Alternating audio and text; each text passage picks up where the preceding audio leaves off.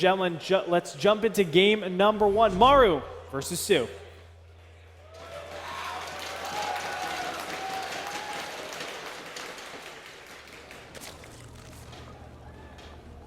And here we go. In the top middle position of Polar Knights, it is the red Zerg player, Sue!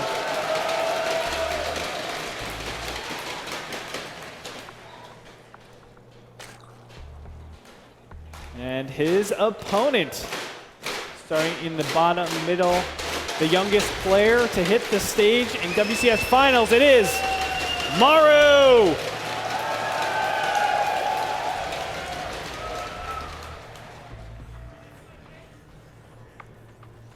And we'll find out. Polar Knight's definitely one of the maps that you have to be super aggressive if you are the Terran player. Have to take advantage that the fourth base in the back right-hand corner, in the bottom left-hand corner for Zerg is so defensible. It's really easy to let the Zerg just get out of hand, right? Because normally in a regular TVZ, you're fighting to deny that fourth base as best as possible. But now you have to just give it up. Say, okay, they have a fourth.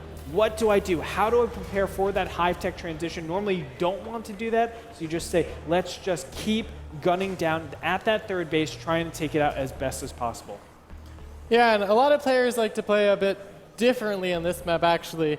You see there's 2 options for a potential third base for a Zerg player, and which base he takes will play a lot into how the game plays out.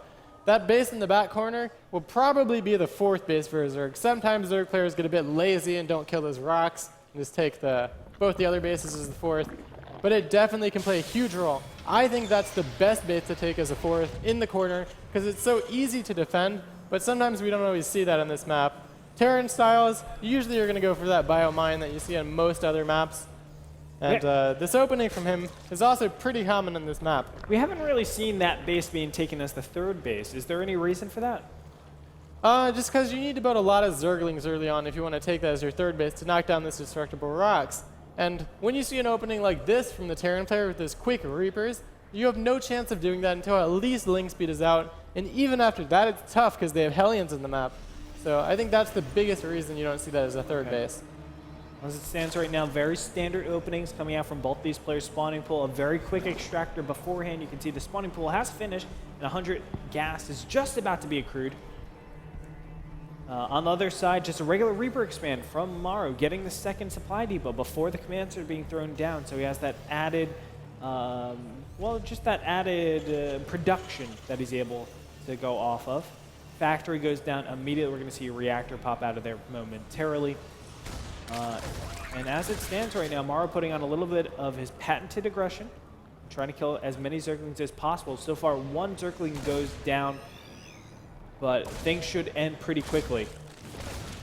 Yep, after these queens are out, it's not too much they can do. Once the second Reaper arrives, he'll be able to maybe poke up into the main, poke at this queen a bit, but there's no chance he kills this queen at all. Just dealing some damage to it, softening it up to make the job of the Hellions a little bit easier once they come out.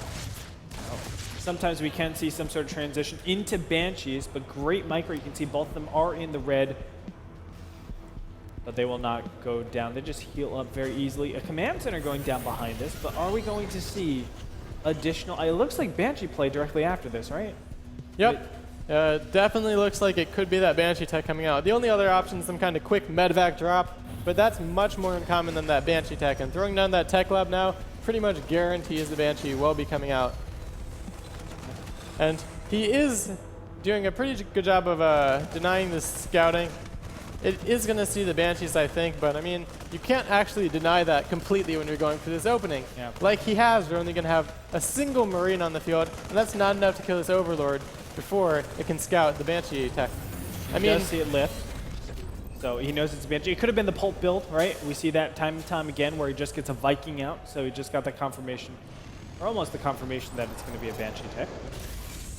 And from here, what kind of damage needs to be done? Because still we have Sue on 2 bases, going up to 4 gases. It's 6 minutes and 40 seconds. Normally we have an expansion by the 6:30 mark latest. I would say 7-minute mark latest. But normally you have a third base kind of trying to be taken, but not at all is there any motion to grab that. Yep, and Maru actually is going to want to do some damage with his Banshee tech. You can tell that because he's teching for the Cloak as well as bunning Banshees. Sometimes Terran players will just build a single Banshee and skip Cloak, and that's kind of an economic Banshee play.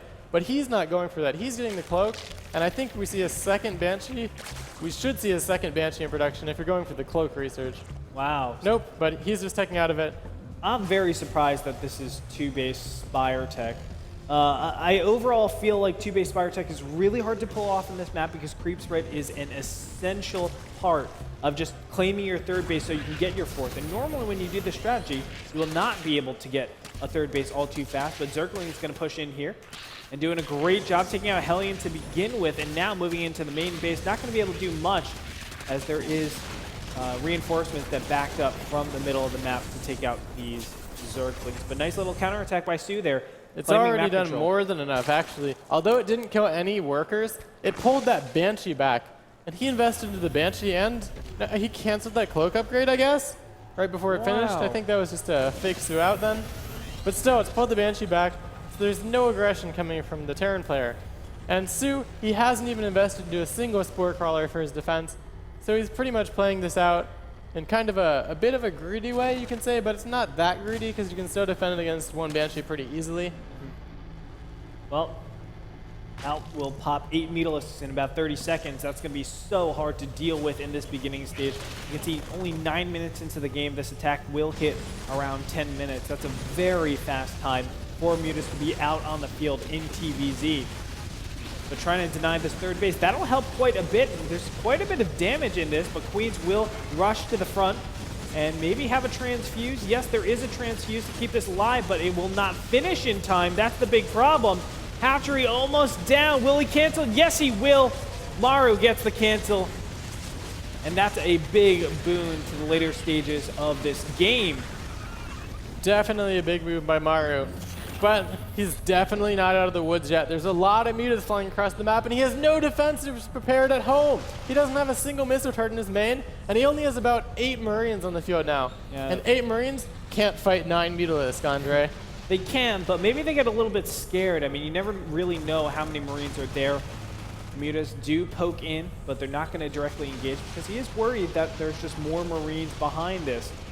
Stim is already finished. Combat Shield should be on the way, but unfortunately he forgot about that. Maybe just gas stress. Yes, he is right now.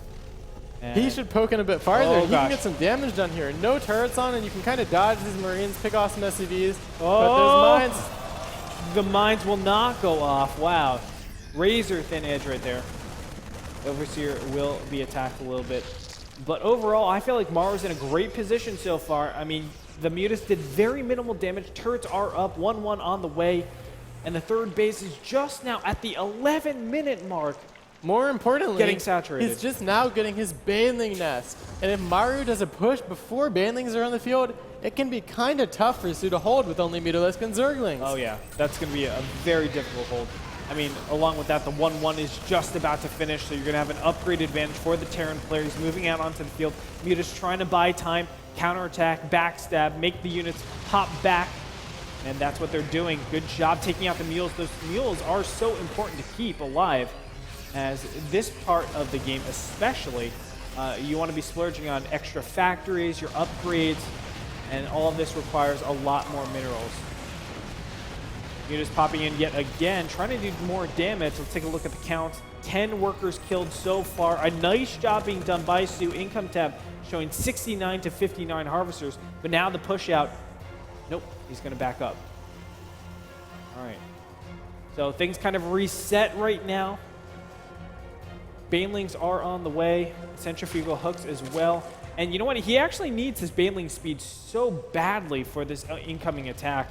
Right now, supplies are looking at 144 supply to 130, or just about even, now that they've kind of made more units. Yep, he needs this creep spread as well. He has a pretty good creep spread on the left hand of the map, but on the right hand is where he actually needs it now to defend his third base. Yes. And he doesn't have too much out there right now. So feeble, and here's the 1-1 time, although the +1 Carapace has already finished. But still, I mean, it's an upgrade of quality. It still favors Terran a lot of the times. And now the push in. Banelings are waddling. They are not able to close the distance. Banelings are evaporated. Oh, there's the second round of them, but Marines are going to back up. There's reinforcements right now, and he's off creep, so he will be able to micro that efficiently. There's the scan to take out the healthy creep tumors, and he's just going to wait until he has the right army composition here, additional Widow Mines. And Maru is looking really good to assault the third base. I'm very surprised the fourth base has been started over here. The rocks have been worked on in the top right-hand corner. And centrifugal hooks will be finished in time for this next fight. But I'm afraid the damage has already been done. Creep has been receded so far already to the point where Maru can always back into this nice little choke. And he's going to be very cost efficient with his engagement. Yep, that definitely works in Maru's favor. As well, his control has looked pretty much on point in this game so far. His Marine splits have looked pretty good, and he's just being aggressive without losing anything more than he needs to during these Banelings. Great micro so far by Stu, I'm sorry. Just sending in a couple of circuits, but now finally showing a little bit of his multitasking problems as he wasn't able to dodge those Baneling hits, but now moving in forward, killing the creep tumors yet again, backing up into the Widow Mines. Can he get any good Baneling connections? No, he cannot, but he still has another wave. Just about 3, though, and Maru just drilling in with additional reinforcement. Baneling still not able to connect to anything of value. Now taking out the third base, Maru in perfect position to win game number 1. Again, trying to stop this, but can he do it? This is only Marine Army, but he's microing really well. Look at that split. And I just love how aggressively he's playing while splitting this well. Oh, it's letting him take out that third even here. Oh, he slims back behind some Widow Mine cover, now splitting out perfectly yet again. Beautiful play by the young Terran player. And he's just going to swing over to the fourth base, kill some creep tumors, and he'll be in prime position to take out this base as well. Just microing his units perfectly while engaging constantly, and that's tough to do as a Terran player. Yep. No, it definitely is. Now Thor getting in here. Wow, Thor is here. And the Marines are just going to gun down absolutely everything. The Marauders are taking a lot of the damage. The Banelings still cannot connect on anything as the splits are perfect for Maru. The Thor is still alive. Every single Muta getting swept up. And the fourth base under vital damage.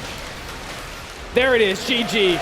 Maru takes game number 1. A perfectly played game on Polar Knights. And you can see Sue is a little bit distraught there, just doesn't know what happened. Maru, he's so confident. Look at him. He's like, ain't no thing. He's like, easy. I thought everyone could do that.